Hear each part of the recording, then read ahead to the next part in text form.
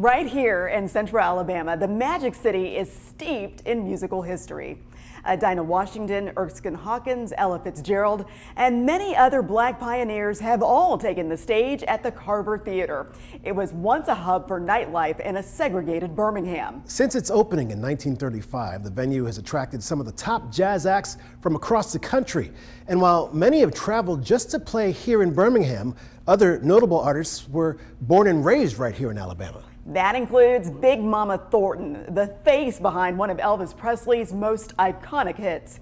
WBTM 13's Magdala Lusant traveled to Big Mama's hometown of Ayrton. Yeah, she tells us how the singer continues to be remembered by her community. Welcome to the town of Ayrton, a population of over 660 people.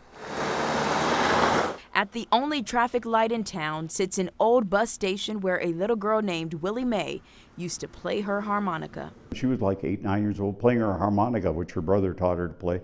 That young child would eventually become Big Mama Thornton to the world once they heard her vibrant, growling sound on her song, Hound Dog. You ain't nothing but a hound dog. Those words would set Big Mama Thornton to become an artist who crosses racial barriers. Elvis Presley's Hound Dog version was a Big Mama Thornton influence. Today's pop stars like Doja Cat sampled Hound Dog in her song called Vegas. Elvis Presley recorded about 3 years after that, but he recorded it, he heard it, a version of it done by a bar group.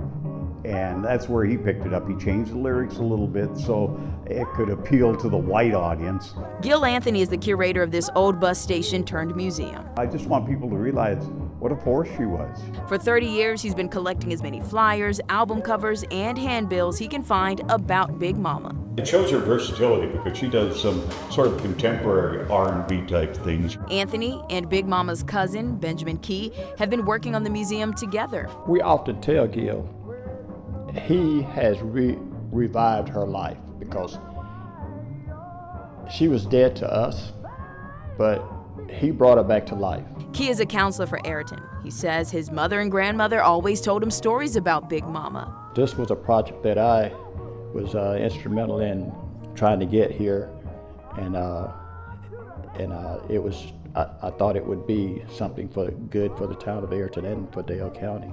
Just last year, the men traveled to witness Big Mama Thornton get inducted into the Rock and Roll Hall of Fame.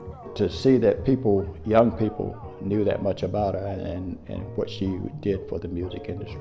While that recognition may have come decades late, the work to honor Willie Mae in her hometown started in 2023 with the new street name, Big Mama Thornton Circle. Sort of a long-range plan is in Mount Olive Missionary Baptist Church, just about a half a mile away. We'd want to put just a memorial, a monument for Big Mama, because her remains will probably never come to Ayrton, Alabama. For now, this old bus station turned into a museum will be the memorial for the little girl who became a big force in music history. In Ayrton, Alabama, I'm Magdala Lusant,